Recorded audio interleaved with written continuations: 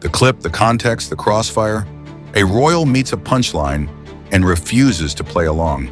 A host leans in, the studio air goes bright with mischief, and the first question lands like a water balloon. This one's heavy, Harry. What do you think of this Taylor Swift, Charli XCX beef? The Duke of Sussex blinks, a half-beat of silence. Then a baffled laugh and a line that says everything without saying anything. The what? Oh no, instantly, the moment becomes the moment. An encounter designed to go viral, doing exactly what it was built to do. Let's anchor that scene. This isn't a red carpet scrum, a palace foyer, or a clipped exchange outside a courthouse. It's a studio, mics, cameras, a host whose brand of comedy survives on the edge, where satire meets sincerity. The tone is Quicksilver. 1 minute it's jokes about surf wax and accents. The next it's a straight-faced question about a supposed pop feud, currently feeding millions of comment section theories. You can almost see the editor queuing up the clip for vertical video. The host is fishing for a headline. Harry's reaction, bemused, uninvested, deliberately non-committal, becomes a headline anyway. Here's the hook in plain language. A royal who has lived inside a tabloid hurricane won't participate in someone else's. That's the core of the reaction. Not ignorance, not judgment, refusal. Refusal to pick a side in a meme-fueled micro-war between two hugely successful artists. Refusal to inflate fan speculation into a diplomatic incident. Refusal, most of all, to let a question about somebody else's lyrics become another brick in a fortress of outrage. It's a small act, but it's instructive. Sometimes the smartest answer to a culture that monetizes conflict is to shrug and move on. To understand why the question hits so hard, you need the rumor scaffolding. In one corner, Taylor Swift, with an album cycle that treats Easter eggs like a second language and in a fan base trained to parse every syllable for hidden maps. In the other, Charli XCX, a pop futurist whose own record sparked think pieces about competition, influence, and the ache of trying to shine next to a supernova. Two songs became the lightning rods. Charli's Sympathy is a Knife, a portrait of insecurity sharpened into a hook, and Taylor's Actually Romantic, a track whose snarl and specifics made listeners whisper the same name in the same breath. Did one inspire the other? Did either intend a direct hit? The artists haven't said. The fans have said enough for everyone. Now watch what fandom mechanics do to ambiguity. A lyric leans a certain way, a past quote resurfaces, a tour memory gets refitted for 4K hindsight. Suddenly there's a timeline, a theory tree, an infographic that looks like a detective wall. And even if the actual people involved decline to confirm a conflict, the internet confirms it for them. Screenshots gain swagger, receipts gather views, and outrage begins printing interest like compounding interest. By the time a podcast host invites a famous third party to weigh in, the rumor isn't a rumor anymore. It's a storyline with merch. So here comes a Duke with options. He could feed the machine, take a sly shot, offer a diplomatic non-answer with pointed adjectives, or go for the laugh with a fake verdict. Instead, he chooses the least viral and most revealing path: confusion. Genuine, lightly comic, and pointedly uninterested. You can hear the subtext: not my circus, not my algorithm. The decision matters because it models a kind of media hygiene. In a world where famous people feel obligated to opine on everything, choosing not to have a take is a take. Let's widen the lens. Culture loves a binary. Team A, Team B, angels and villains, winners and flops. But pop history is full of rivalries that were never as simple as we wanted them to be. Often the beef is a collage of old quotes, management decisions, chart accidents, and audience projections. Sometimes it's real. Sometimes it's an illusion created by platforms that reward tension more than nuance. The Swift-Charli rumor lives in that gray zone. It blends genuine artistic adjacency, opening acts, timelines, shifting sonic palettes, with a layer of fan-forged myth, which is precisely why it makes a great viral question in a terrible trap. There's another reason the moment lands: the messenger. Hassan Minhaj doesn't ask like a gossip blogger. He asks like a mischievous friend, testing your composure.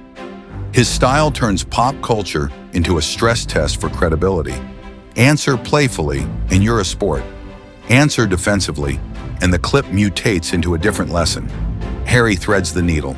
He laughs, he demurs. He neither dignifies nor demeans. And when the conversation moves on, to technology's risks, to life in the States, to the experience of being famous in a country that both obsesses over celebrity and mocks it, his first answer echoes, "I am not a pawn in your side quest." Did you know the rumor itself has a long preamble? It isn't a 3-day flare-up, it's a years-long sediment of moments. That Reputation-era tour slot for Charli, a later interview line that rubbed parts of the internet raw, and recent songs that listeners insist point at each other across the void. Add chart narratives, a blocked number. One here, a surprise drop there, and you've got all the ingredients for a fandom combustion. Even when both artists decline to confirm anything, the vacuum fills with certainty. That's the modern paradox. The less people say, the more the internet supplies. Here's the quiet power of Harry's reaction. It denies the algorithm its favorite meal. Borrowed authority. When a royal won't crown a rumor with a verdict, the rumor has to stand on its own 2 feet. And most rumors, when denied that borrowed weight, wobble. They don't vanish. They lose altitude. A shrug isn't glamorous, but it's clarifying. It tells you where the line is. Your lyrics, your lives, your business. The rest of us can enjoy the music without pretending to be judges on a court we don't sit on. Let's layer in human complexity, because otherwise this becomes a game of screenshots and snark.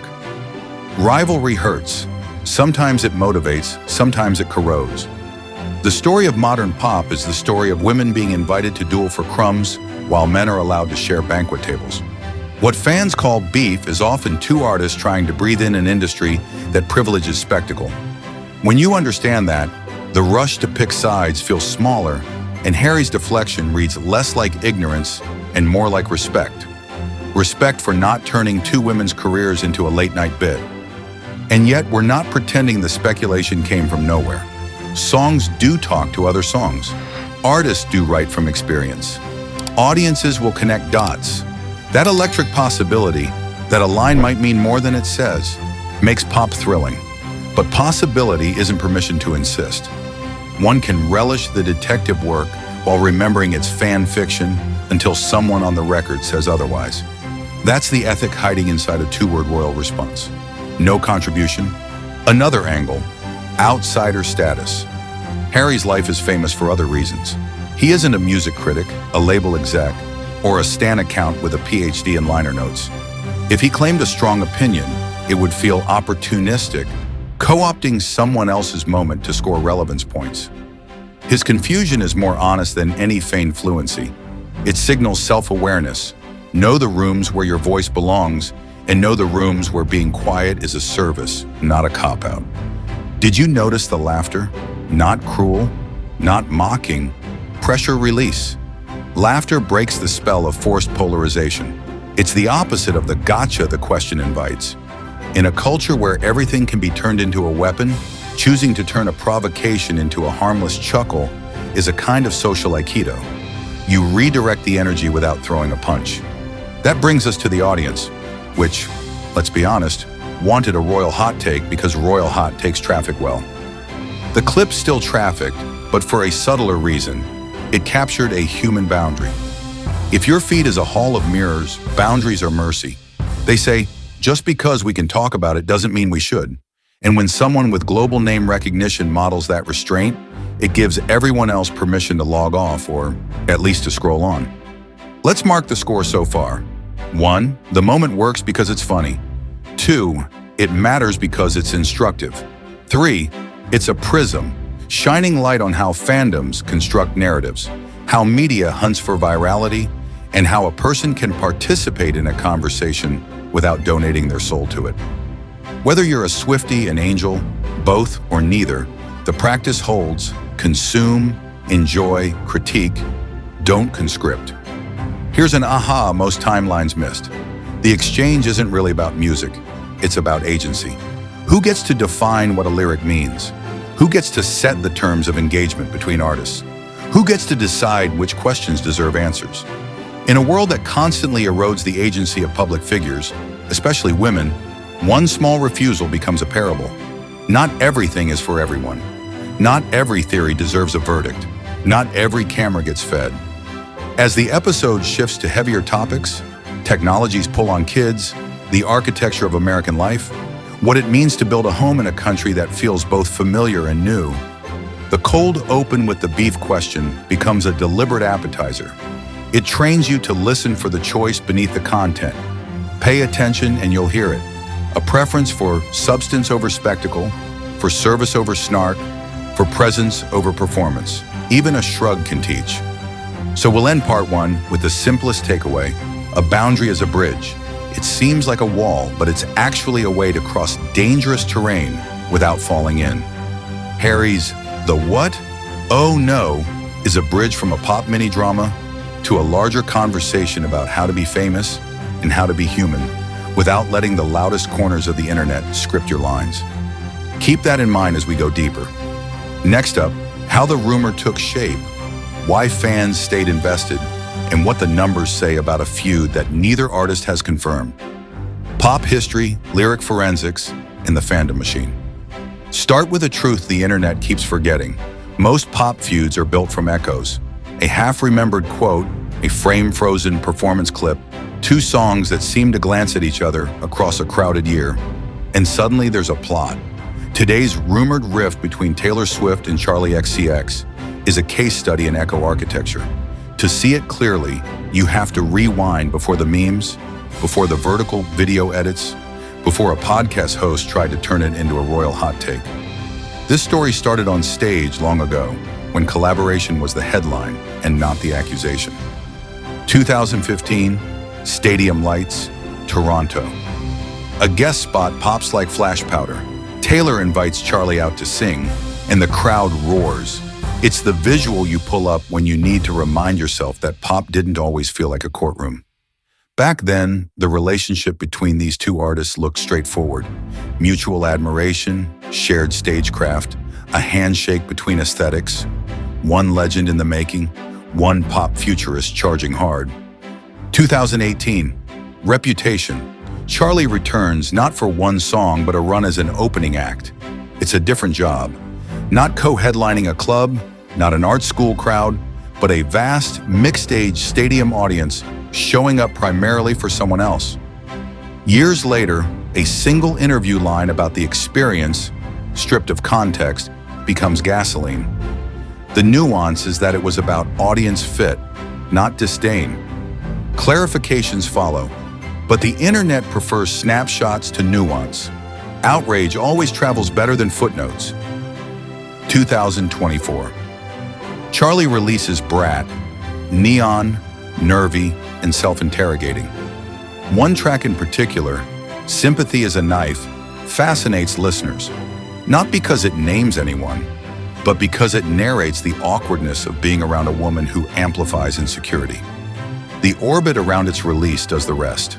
Overlapping social circles, old rumor threads, proximity to a past headline romance.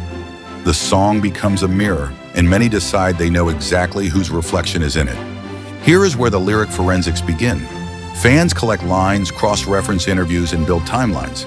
They splice those lines next to tabloid timelines and conclude, this must be about her. Others push back. The song is first-person anxiety, not a diss, an inner monologue more than a dagger. The artist's own comments lean toward the second reading, but fan confidence is now a runaway train. You can't outshout a theory once it delivers the thrill of discovery. By summer, the discourse mutates again. Charts. When Taylor's colossal release strategy overlaps with Charli's moment, some observers read promotional tactics as personal, special editions, regional drops, re-entries. Suddenly, the spreadsheets get moralized. Any move that affects rankings is translated as hostility. It's a seductive lens because it makes a market mechanism look like a message. But markets talk in numbers, not notes. The numbers keep moving. The narrative, however, congeals. Then something human and messy, crowd behavior. A chant surfaces at a Charli event that crosses the line from competitive to cruel. Within hours, she shuts it down. Publicly, unequivocally. The message is simple: not in my house. That single decision, more than any lyric, is the clearest data point about intent. You can love one record without hating another. It's the opposite of beef. It's boundary setting. 2025. A new Taylor album includes a track fans parse as a pointed reply. A clever reframing that treats attention as accidental admiration. Some hear a masterclass in pop sport, a cheeky answer to a year of whispers. Others hear pettiness, a giant punching down. The one thing both sides agree on, it feels like a reply. Not a legal document, not a press statement, but a musical wink that knows exactly where listeners' heads will go. Place the two songs side by side, not to quote them, but to read their posture. One is diaristic tension, the awkward physics of proximity and self-doubt. The other is a counter spin, the idea that relentless fixation can be recast as flattery. It's tennis, but on delay. In between volleys, neither player confirms the match is even happening. That's the paradox powering the rumor economy. Uncertainty is gasoline. Here's the nail most timelines miss. Public praise never died. Over the years, both artists have saluted each other's craft. They've shared stages. They exist in overlapping constellations of producers, writers, and fans. The existence of a sharp song does not erase years of respect.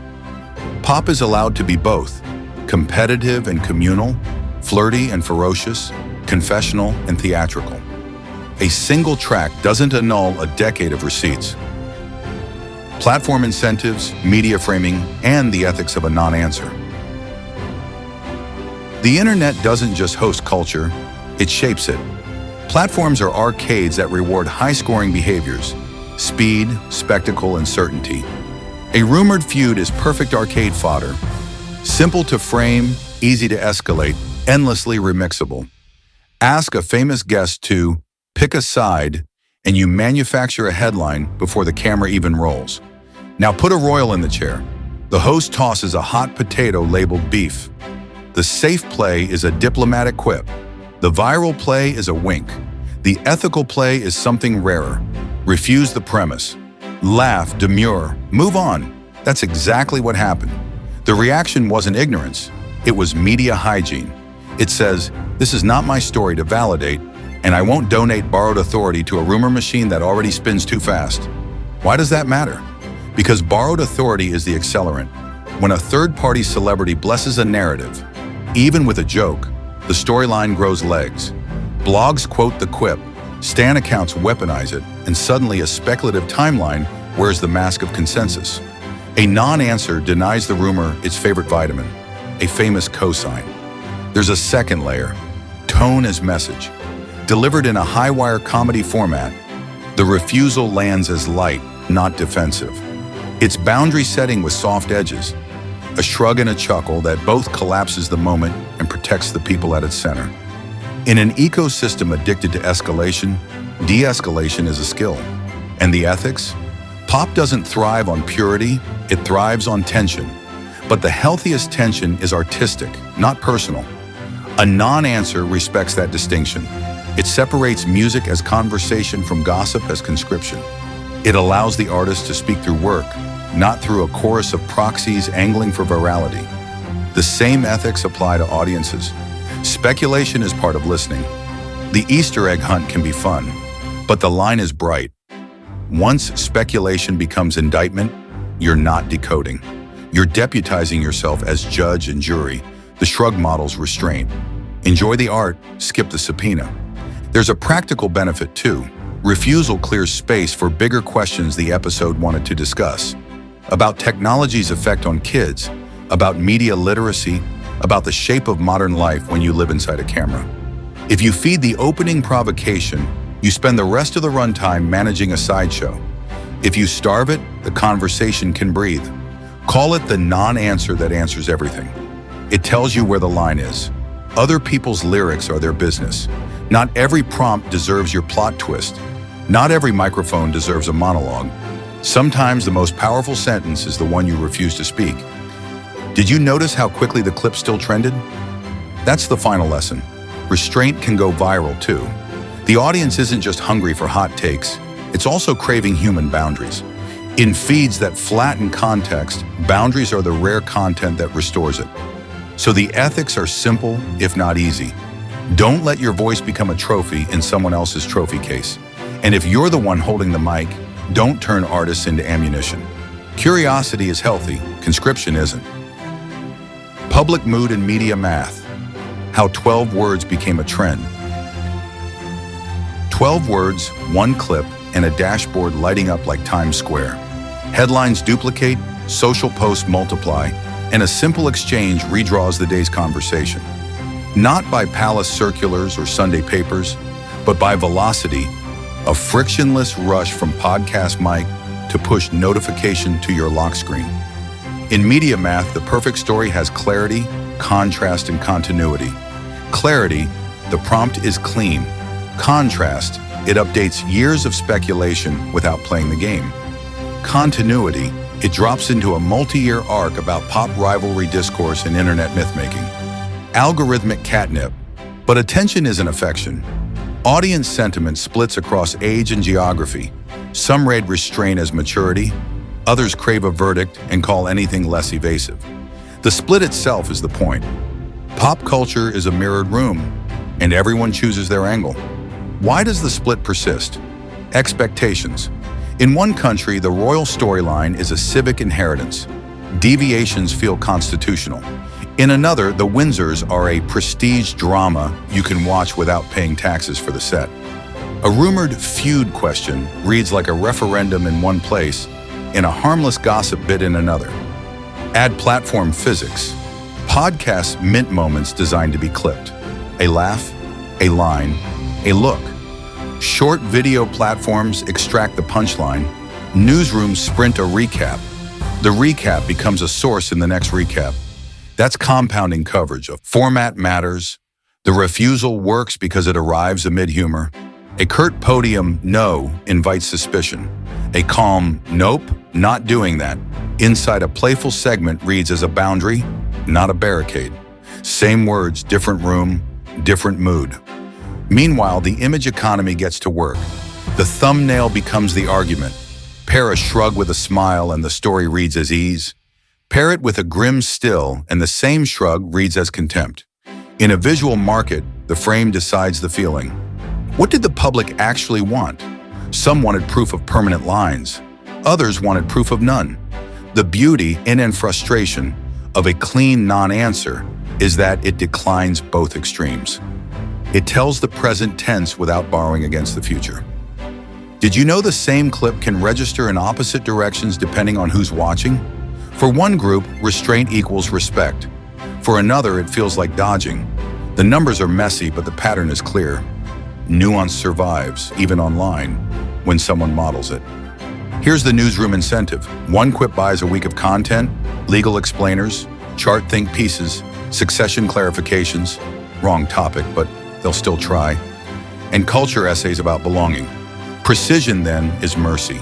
The tighter the boundary, the shorter the half-life of nonsense. The boundary and the bridge, finale. Begin at the beginning. A baited question, a patient shrug. It looked small. It wasn't. It was a reminder that agency still exists in a culture that tries to rent it by the minute. You don't have to furnish someone else's plot. You can choose your own. For artists, that choice is about voice. Songs can be riddles on purpose. They can be composites, feelings made flesh, mirrors that reflect whoever stands in front of them. Fans can play detective. That's part of the joy, as long as we remember that our maps are guesses, not subpoenas. For media, the choice is about proportion.